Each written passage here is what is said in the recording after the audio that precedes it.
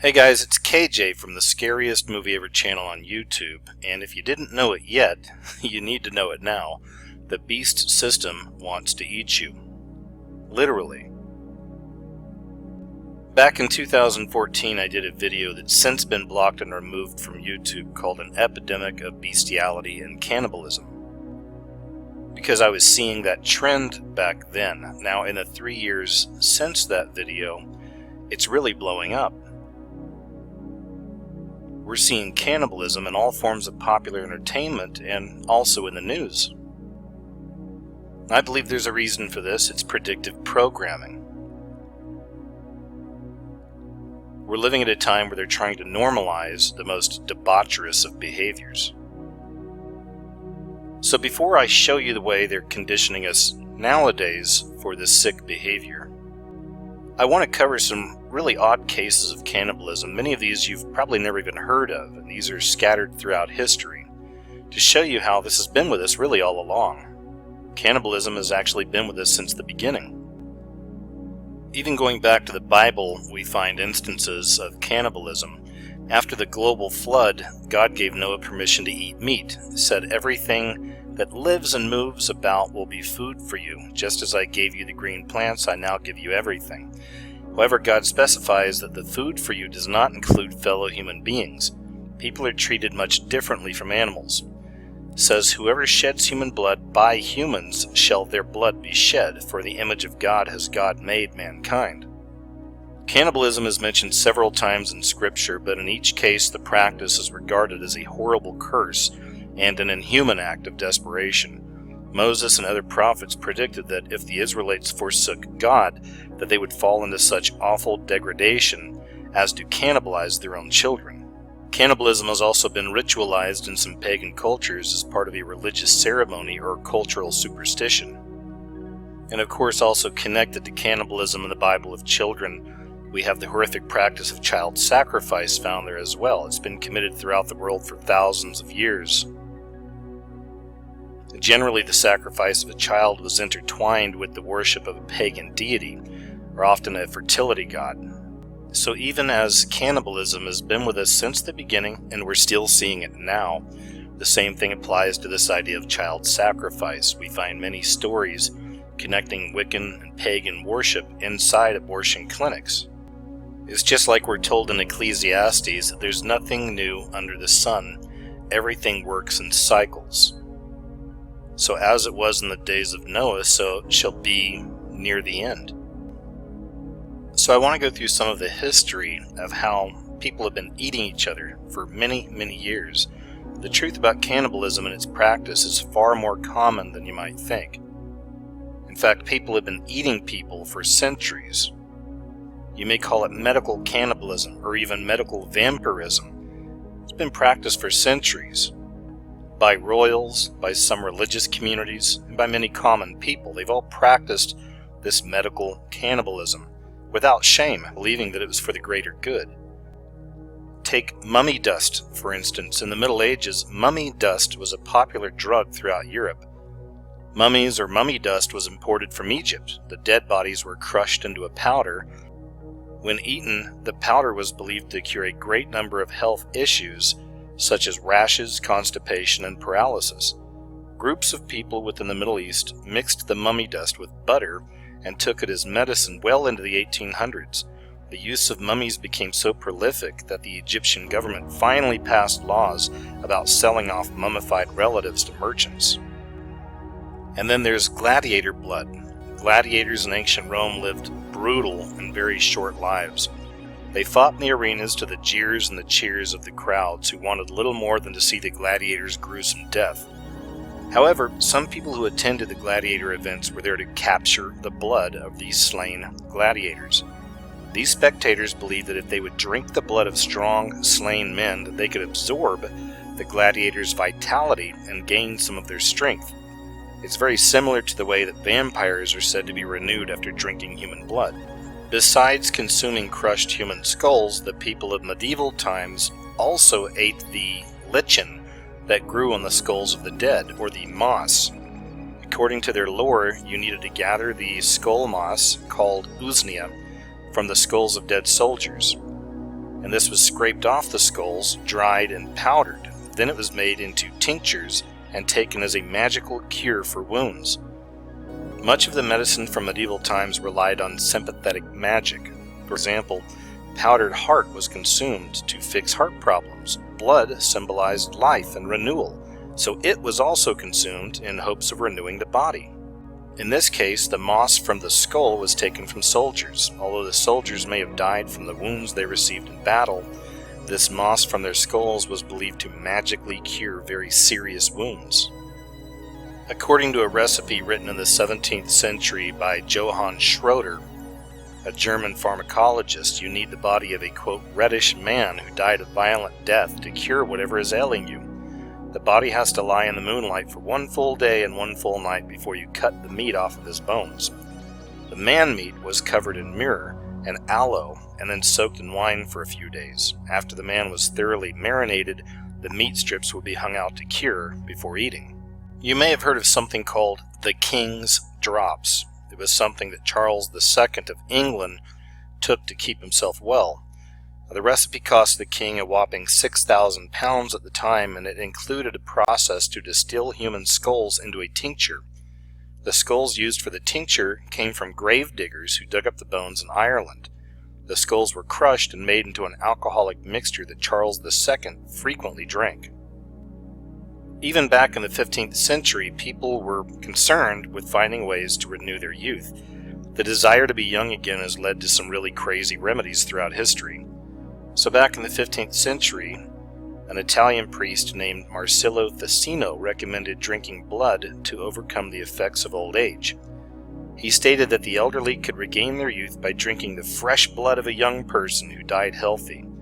The young person should have been relatively happy during life and should have lived excessively. The blood had to be harvested from the recent dead and not from a corpse that has been lying about getting ripe. This form of medical vampirism has been revisited repeatedly over the centuries, sometimes as a cure for old age and other times as a cure for consumption.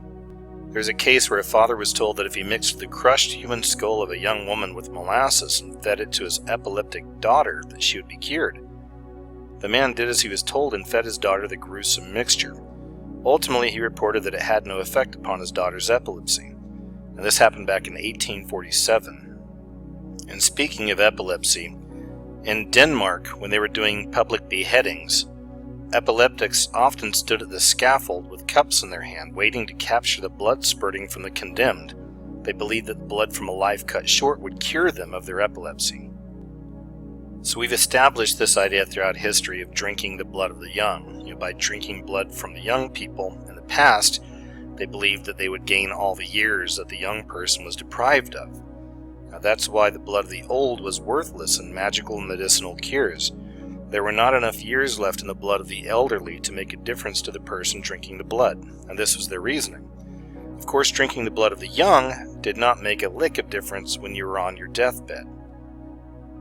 Take, for instance, Pope Innocent VIII.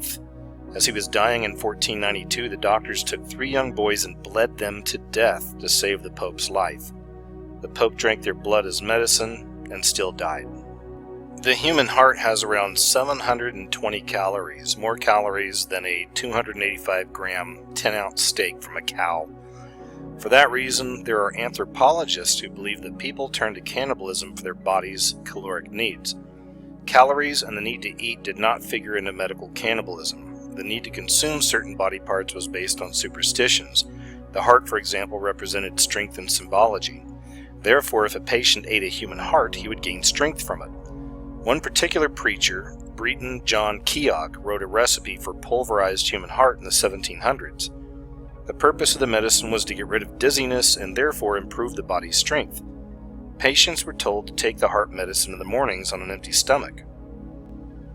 And that brings us up to modern times. This is a screenshot from a new television series on Netflix called the Santa Clarita Diet. It's all about a young, attractive, wealthy family in Santa Clarita, California that happen to be cannibals. So this whole practice of cannibalism is crude, primitive, it's barbaric, and yes, it's still happening in the United States and Britain. The medical industry in the USA harvests organs and body parts regularly from aborted fetuses.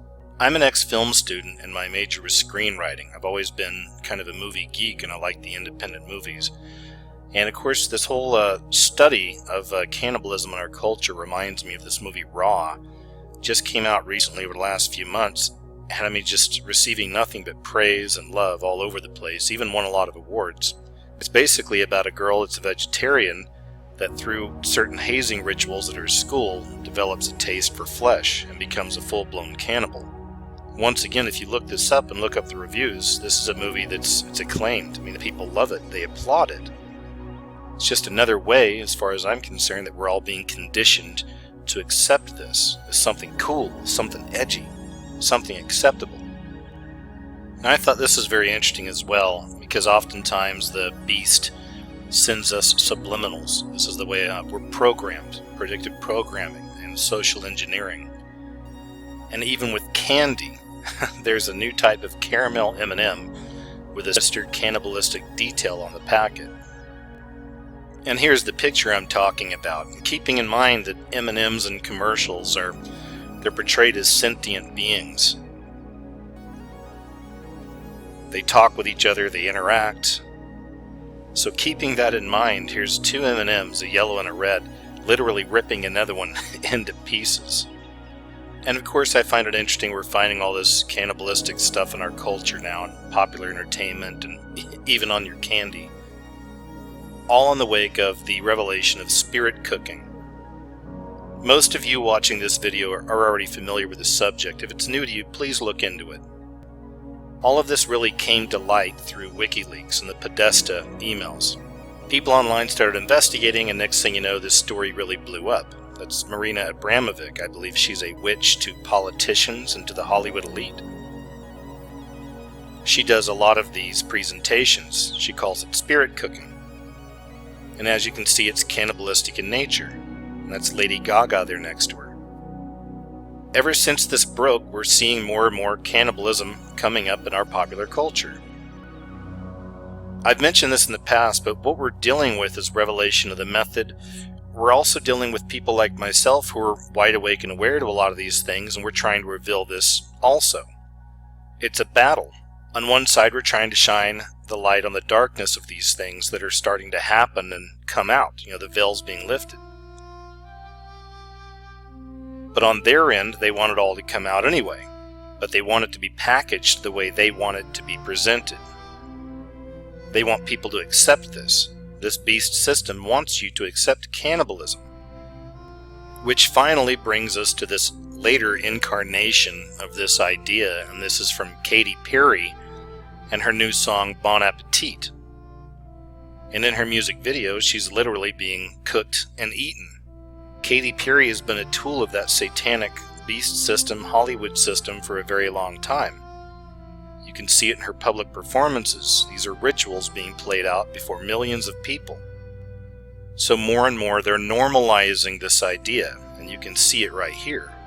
Meanwhile, this is a very serious and current issue. There's children in Uganda that are being kidnapped, mutilated, murdered, and cannibalized to give power, potency, prosperity, and protection. Westerners promote abortion because the family can't afford another child. By saving money, they attain prosperity, protection, and power. By having sex unencumbered by babies, the man and woman also achieve the other aim of the superstitious, which is increased sexual potency and pleasure. The occult practitioner, whether he's an African, a pre-Columbian, South American, an ancient worshipper of Moloch, a Chinese businessman, or even a Korean drug smuggler, they all want the 5 Ps from this cannibalism, and that's protection, prosperity, potency, pleasure, and power. So I'll leave you with that. The beast system wants to eat you. They are normalizing the most degrading and disgusting things right now in our culture and all around the world. So thank you for checking out the video. Stay aware out there, take care of yourself, and I'll talk to you real soon.